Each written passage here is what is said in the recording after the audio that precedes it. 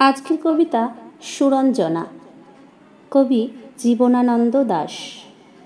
সুরঞ্জনা, আজও তুমি আমাদের পৃথিবীতে আছো। পৃথিবীর বয়সিনী তুমি এক মেয়ের মতন।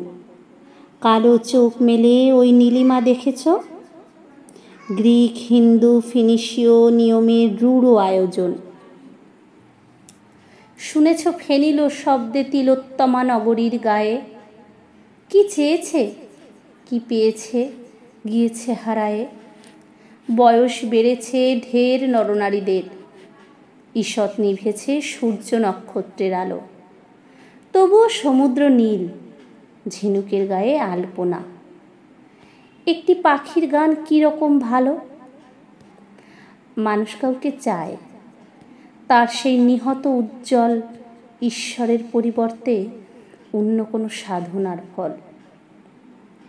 মনে পড়ে কবে এক তারা ভরা রাতের বাতাসে ধর্মাশোকের ছেলে মহেন্দ্রের সাথে উত্রল বড় সাগরের পথে অন্তিম আকাঙ্ক্ষা নিয়ে প্রাণে। তবুও কাউকে আমি পারিনি বোঝাতে, সেই ইচ্ছা সংঘ নয়, শক্তি নয়, কর্মীদের সুধীদের বিবর্ণতা নয়, আরও আলো, মানুষের তরে এক মানুষের গভীর হৃদয়।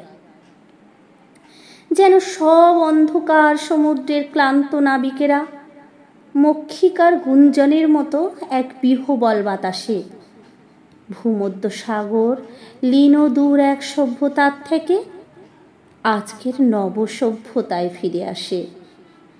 তুমি সেই অপরূপ সিন্ধু, রাত্রিমিতদের রোল, দেহ দিয়ে ভালোবেসে তবু আজ ভোরের কল্লোল। সমাপ্ত।